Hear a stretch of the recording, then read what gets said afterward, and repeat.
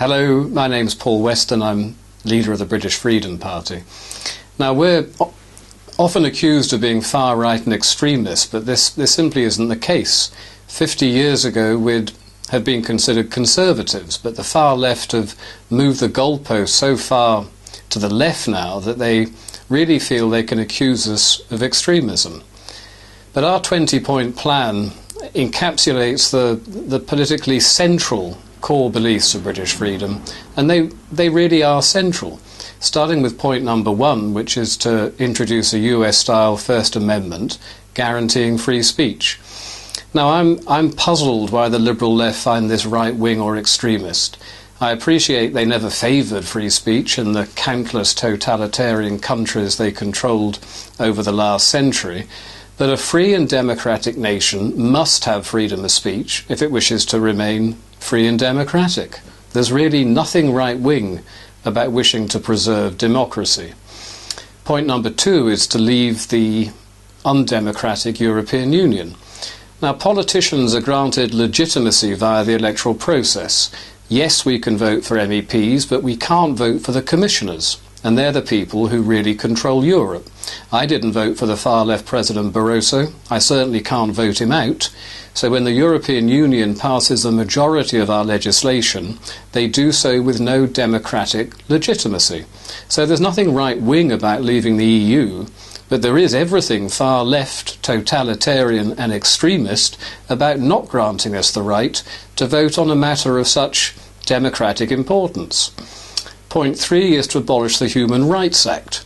And again, why the liberal left should find this right-wing is baffling. Allowing convicted foreign terrorists to remain in Britain, often at the taxpayer's expense, is madness when one considers they still remain a threat to us.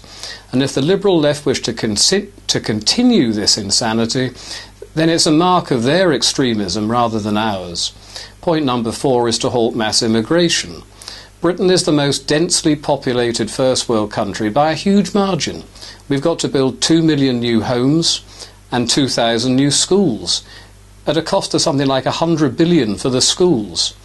You know, we're quite literally swamped at the moment, and our public service infrastructure can't cope, hasn't been able to cope for years. And even worse, the indigenous British are set to become a minority in our own homeland within the space of just 2 generations. Now, I think this deliberate dilution of an ancient and native race of people is one of the greatest racial crimes against humanity that's ever been committed.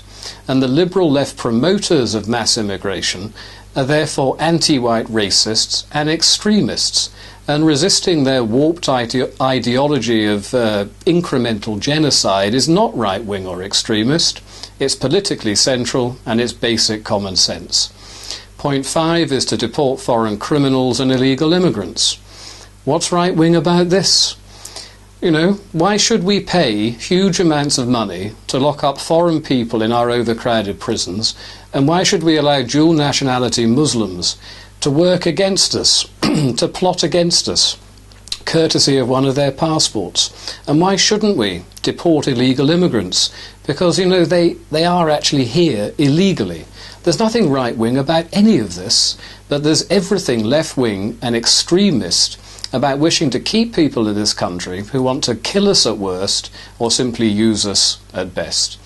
Point 6 is to abolish multicultural and equality quangos. We've got equality before the law in this country, but the ideology promoted by these quangos isn't about equality. It's about pushing for quotas based on race, religion and gender. It's therefore divisive, it's intolerant, it's discriminatory, and it is not right-wing to oppose such things. Point number 7 is to halt and turn back the Islamisation of Britain. What's right-wing about that?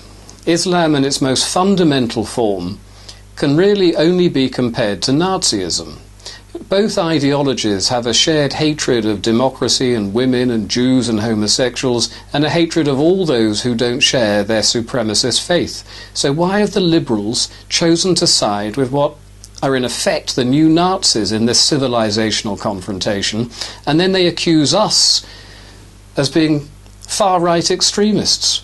I mean, this would be comic if it wasn't so tragic. The liberal left are backing an ideology that goes against all of liberalism's core tenets. And opposing this ideology isn't far-right or extremist. Apologising for it and defending it most certainly is extremist and, coincidentally, left-wing. Point 8 is to reduce crime. What's right-wing about this? Law-abiding citizens, particularly the elderly and the vulnerable, shouldn't be frightened of criminals, but criminals really should fear the consequences of breaking into the elderly people's homes and terrorising them. I don't think that taking measures to protect the vulnerable is a particularly right-wing thing to do. And the fact that the liberal left are against this says a great deal about their extremism, not ours. Point 9, repair the damage wreaked by the progressive educational establishment.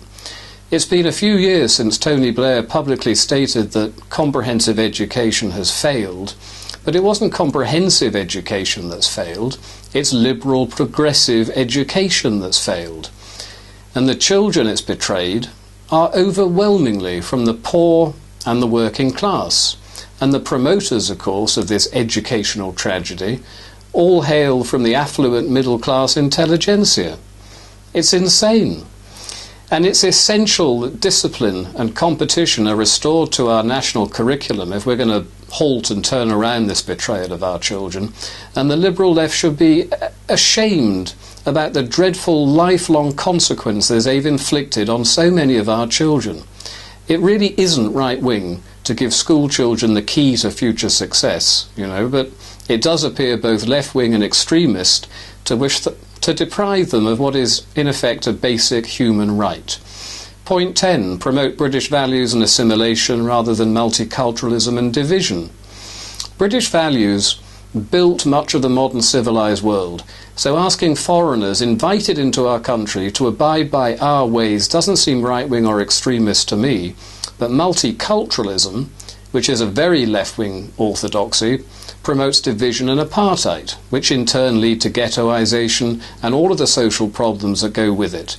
Now, I appreciate the hard left have looked upon social breakdown as a prerequisite for their taking power via revolution, but liberals really need to understand that downplaying our values while promoting the non-liberal and tribal values of Somalia or Pakistan can only make our society a more fractured and unhappy place to live. Point 11, rebuild Britain's armed forces. Britain's a small island in a very hostile world. Our armed forces may not be necessary in times of peace, but history tells us the world is not always peaceful.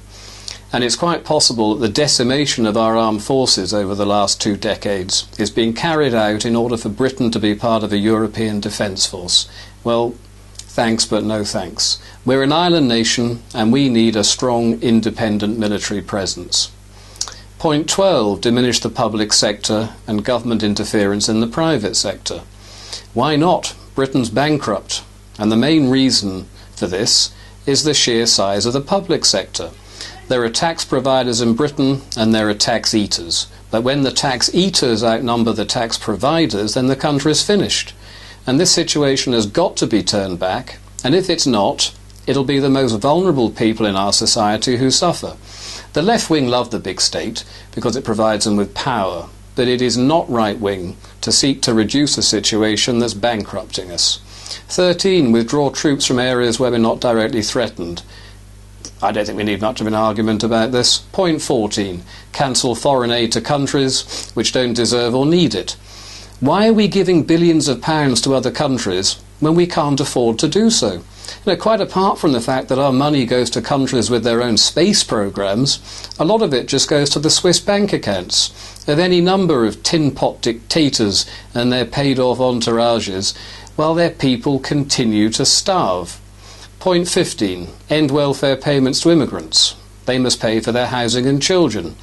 Again, I don't think I need to argue about the insanity of allowing people into our country who can't provide for themselves, which takes me straight to point number 16, which is to ensure no elderly person lives in fear and can afford both heat and food in the winter. But every year thousands of our elderly die because they can't afford food and heating. And whilst this is happening, large foreign families are imported into Britain and housed and fed at the taxpayer's expense. Is it really right-wing and extremist to favour our elderly over and above ungrateful Somalis? I don't think so. Point 17, abolish destructive political correctness and promote common sense. Why does political correctness even exist in a democracy? Democracies allow a variety of political opinions, none of which would be considered correct or incorrect. Only totalitarian regimes promote an ideological conformity of thought, so overthrowing PC is not in any way right-wing. PC gone mad is a common cry precisely because so much of it is not just mad, it's actually sinister. And it should be obvious by now that, broadly speaking, PC works against the very people who built Western civilization, the white Christian males. The very people that politically correct left liberals appear to hate with a vengeance. It's not extremist and it is not right-wing to defend your civilization, but it is extremist and far left to want to tear it down. Point number 18. Promote morality, marriage, the family, the community and the nation state. Now, anyone who opposes this must be insane. Now, without all of these basic foundations, anarchy will ensue and the country would eventually be destroyed. I say eventually, but Britain is already partially destroyed precisely because the liberal left has spent the last 5 decades deliberately undermining the basic requirements for a peaceful and cohesive democracy. It's they who are political extremists, not us. Point number 19, allow pubs the freedom of operating as smoking or non-smoking establishments. Now, I know it's just a small thing, but what's wrong with this? People lose their freedom in 2 ways. Outright revolution followed by a new totalitarian order, or the incremental erosion of personal freedoms and liberties, which over time gradually remove people's will to resist. And I know it sounds trivial, but these little tiny state regulations amount to the death of freedom by 1,000 cuts. Point 20, live by Christianity's golden rule, do as you would be done by. Now, we know what sort of society the godless communists brought about over the last century. Yet we see the exact same sidelining and sneering at Christianity by the liberal left today. Do as you would be done by is a very worthy ideal. And to accuse those of wishing to promote this as being right-wing extremists says a great deal about the sheer immorality and extremism of the liberal left. Our 20-point plan stands for all that's good, moral and honest. And to accuse us of right-wing extremism simply exposes the left-wing accusers of totalitarianism, treason, evil and wickedness. And if you feel we're correct in this analysis, then please consider joining the British Freedom Party and help us to change this country for the better. Thank you.